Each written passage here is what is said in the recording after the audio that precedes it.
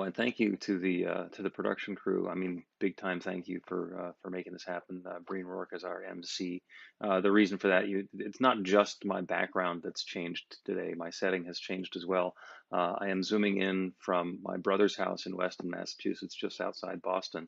The three of us brothers are together for a weekend together, and so I'm in my brother John's living room. And the talk topic is brotherly love. Now, a lot of times we talk about love, and that's a big thing at New Thought Philadelphia. And brotherly love is kind of a special, specific, different thing. And it's also kind of cool because that's actually what Philadelphia means. Uh, Philos, brotherly, that's Philadelphia, brotherly love. I got it backwards. Anyway, that's what Philadelphia is all about. And you people in Philadelphia, of course, are saying, we knew that. And everybody who's not in Philadelphia is saying, we knew that. So I didn't need to cover it particularly. Um, Brotherly love is different in experience, I think, than it necessarily is in description. Um, the I think the definition or the explanation of brotherly love is a kindly disposition and feeling towards another person, uh, and that's lovely. And that's kind of what we mean when we're talking about agape love, that brotherly love that we're speaking of. And I just, surfed the internet a little bit to find what other people had to say about brotherly love. And there are a few that are just fun. One is, you don't get to choose your brother. He is God's gift to you, and you are God's gift to him. Aw, aw, isn't that sweet? There's another one that says, only a brother can love like a father, annoy like a sister, care like a mother, and support like a friend. That's getting closer. And our friend Adam Webb said, bring love to the fight. So the all of experience, as far as I'm concerned, the visit that I'm doing now and everything that we do is a rich opportunity to look for spiritual metaphor that's going on. And the first one, as far as brotherhood is concerned, is we were kids together, and now we're older and middle-aged men together, and we have been since that time on a trajectory. So we started out with that oneness, with the same mother, the same father, the same home, the same town, growing up in Montclair, New Jersey, and having different experiences and different times and different opportunities and different intentions and desires, and we've followed these different trajectories and different paths. And we always have the opportunity to be in that balance point of the love that we are coming from, that infinite possibility, and the specialization, the way that we are uniquely revealing that good, that love, that harmony in the world.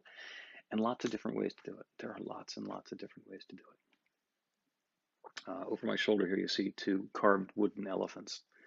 And there's a story behind the elephants. So in the house that we grew up in, my parents had these elephants, and basically for as long as anybody can remember, the elephants were in the living room on the shelf, and just part of the household.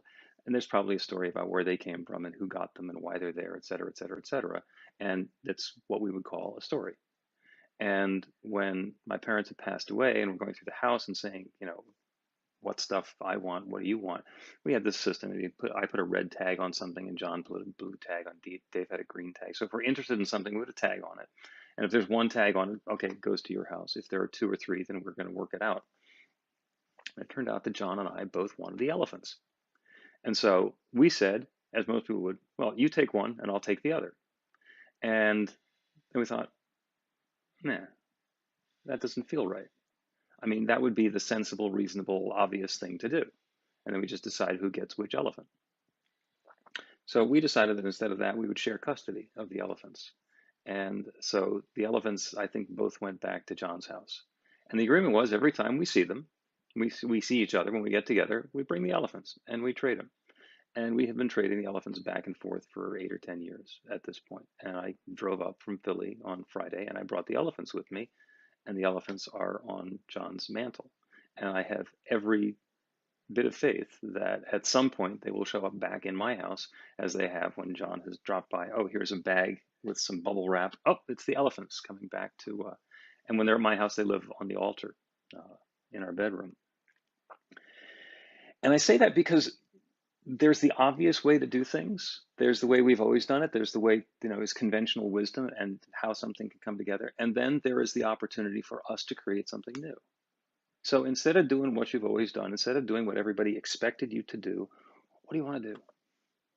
What are you going to bring to that new experience, that next thing, to bring something new into your life, into your experience? That's how things get better. That's how things get better. It turns out that we were having a conversation this morning that all three of us are on the boards of different organizations, and they completely suit our personality. So John is the past president of the Rotary Club here in Weston, Massachusetts, and I've had the opportunity to go mountain biking. We took a walk through the nature preserve across the street from his house this morning. And John and the Rotary Club are all about connecting community together and making the town that he and they live in better and nicer. So they've taken over a field that they're making pollinator friendly. And oh, by the way, somebody's giving them bees, and and building that sort of thing up. Dave is on the board of the ski club that we grew up in, that our parents were founders of. They have a ski lodge up in Vermont, and that's very near and dear to his heart and something that he is passionate about. And of course, I'm the vice president of the affiliated New Thought Network, because that's where my passion lies. So even though we started with the same household and the same parents and supposedly the same environment, we've followed different trajectories. We're having different experiences of life, and that's good. And the brotherly love is that we don't have to be the same. We can be different. We can even have differences of opinion. We can have disagreements. We can fight. We have demonstrated throughout our lives we're actually pretty good at that. So the idea, though, is to understand where the similarities and the differences are and let those pieces fit together, not to make everything the same, but to make them fit together wonderfully. So our dad was a wonderful joke teller. He loved telling jokes, many of them way too inappropriate to tell in a year that starts with a 2. But that's what that is. So, and there was a joke that John shared when we got here that just tickled me. So I'm going to share that with you. And it was about an older couple, I kind of identify. And they were having some issues and some difficulties with their short-term memory, both of them. Were getting kind of forgetful. So they were speaking with a specialist, and the specialist said, well, just, it seems mundane, but go ahead and write things down. When there's something that you want to remember, just make sure you write it down. Well, it's easy enough. They both got themselves a notepad, and they're going through, their day-to-day experience, and, jotting things down from time to time and reminding themselves. And they're in the living room one night watching television, and the husband stands up and he says, I'm going to go to the kitchen. Is there anything that you want? And so I said, oh, I would love a dish of vanilla ice cream. He goes, okay. And she says, you going to write that down? He says, no, I got it. He goes, okay. And he says, anything else? He says, the strawberries, if you could put a few strawberries on that would just be wonderful. He says, that does sound good. She says, you going to write that down? He says, no, I got it. It's all taken care of. She says, well, while you're at it, I think there's still a little bit of whipped cream left. If you could put some whipped cream on top of that, that would be perfect. He says, yep, I get it. That you'll love that. She says, you're not going to write that down either? He says, no, we're all in control. It's all fine. Okay, so he goes into the kitchen and he's banging around and doing stuff and preparing things. And 20 minutes later, he comes back out and he says, here's your bacon and eggs. And she says, what happened to my toast?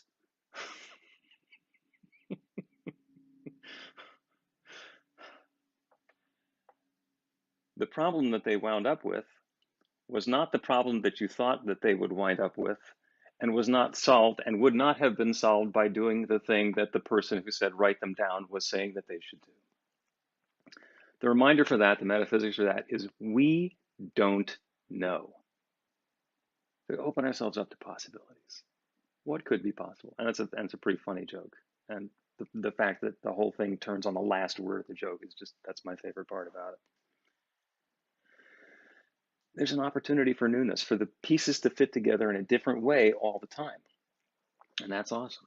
So we came out to Boston to have some experiences and some shared experiences. Went mountain biking yesterday morning, and John was leading us. And, through the woods and over the bridges and back and forth and up and down hills. It was a 2 hour ride. And it was absolutely just a gorgeous day, as nice as the day gets. It was a crisp fall afternoon, sunny and clear and dry. And it was a great experience. And I had a wonderful time connecting together, doing what we were doing. And then after lunch, we decided to go canoeing. John, who's been living here for, I don't know, 500 years, um, had never canoed on the Concord River or the Concord River, from the South Bridge to the North Bridge, which is a thing. So we went over and we got a canoe and we paddled up the river and we got to the other bridge, which is in the middle of the Concord Paddlefield Park, and also gorgeous and from a different perspective than you would normally see that, and then paddled back. And it was wonderful to have that shared experience and to be out in nature together. And then on the way back, John said, anything else you want to do? I said, yeah. Can we go to Walden Pond? Because it's right there. Now, this fall, we're teaching a class in the roots of New Thought. And it's going to be Ralph Waldo Emerson, who was the philosophical founder of New Thought. Basically, it was his idea, based on some of his essays about what we're doing. And then it's also Thomas Troward, who took those ideas and said, this is how it could actually work. Phineas Quimby, who actually did the experiments and said, this is how you can treat somebody mentally with a prayer. And Emma Curtis Hopkins, who took that, and she was a wonderful mystic, and she taught all of the other teachers how to teach this. So she was the teacher for Ernest Holmes and Charles Fillmore and Nona Brooks and the people who founded the New Thought organizations that are here today. And back in the day when Emerson was living in the area and the transcendentalists were meeting in his living room, discussing these ideas of oneness and unity and all of the concepts that are so core to New Thought. His handyman would be sitting out in the hallway making comments, because being the handyman is an employee, he's not allowed to come in where the frou-frou society people are having their meeting in the living room. But he was sitting there and he was absolutely brilliant and crystal clear about the principles and the thoughts and the philosophies and the ideas. And eventually they invited Henry David Thoreau to come and join the group. But that's how he got involved in that. And a lot of people know that Walden Pond is where Thoreau went and lived in a hut for 2 years to commune with nature, to connect with nature, to understand nature and our place in nature. And he was journaling about this, and no notion that he was going to write a book from it, but he did. And the book Walden Pond is an anchor point in how we can be in harmony with nature. And what some people don't know is that Walden Pond was actually owned by Ralph Waldo Emerson, and he let Thoreau go and build a little cabin there so he could stay there for a couple of years. Sure, you do that. And so with my brothers, I got to go walk around Walden Pond. And we went to the site where the hut was, the house where Henry David Thoreau lived for a couple of years while he was there. And it's Thoreau's Cove. And there's a little cove and there's a lagoon. And it is an absolutely beautiful, beautiful pond, a wonderful place. And we got to wander around there with my brothers for an hour, hour and a half, 2 hours. And that was an experience that was rich and fulfilling for me in a way that's different than it was for them. And to me, brotherly love is that we can go and do the really active things, riding mountain bikes, and they just got back from playing tennis and doing all of those things that one or two or three of us like doing, and do something else that one or two or three of us like doing, but we get to experience and engage with it in a different way. Brotherly love to me is when we allow a little bit of space for those differences to unfold, for ourselves to be that gift that we are, the bright light that we are, and share and support each other in that, even if thou art doing something that I have no interest in doing myself whatsoever. Sometimes I say that I am really grateful for the people who I don't like, because they can be those unlikable people, and that leaves me free to be me. It's an infinite universe. Somebody has to be the jerk driving on the left lane with their turn signal on for 42 miles on the freeway. Thank God it's not me. So the invitation, the opportunity, the prompt for us now is, if I'm bringing love to it, to whatever it is that I'm involved in, if it's something that I'm absolutely passionate about, if it's something that feels like it's going to be a fight, what's that look like? How do I bring myself to that? What does love look like as me in this situation? Because there's always a possibility for the love to unfold in a new and wonderful and uplifting and powerful way.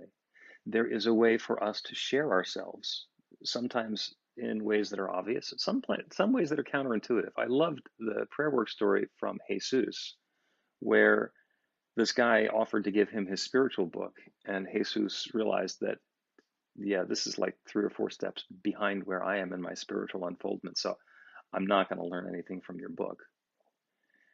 But he said yes anyway. Sure, I'll give you some money to support your book and whatever it is. And the universe patted Jesus on the back by saying, oh, that lotto ticket you forgot to check, $300. When we put ourselves into the flow, and it's not that it was a give and take sort of thing that Jesus did it because he knew that the lotto ticket was going to pay off.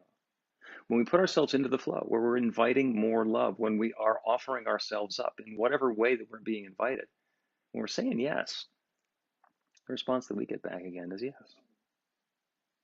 Ooh, that's fun. That's fun. So be innovative. Think of something new.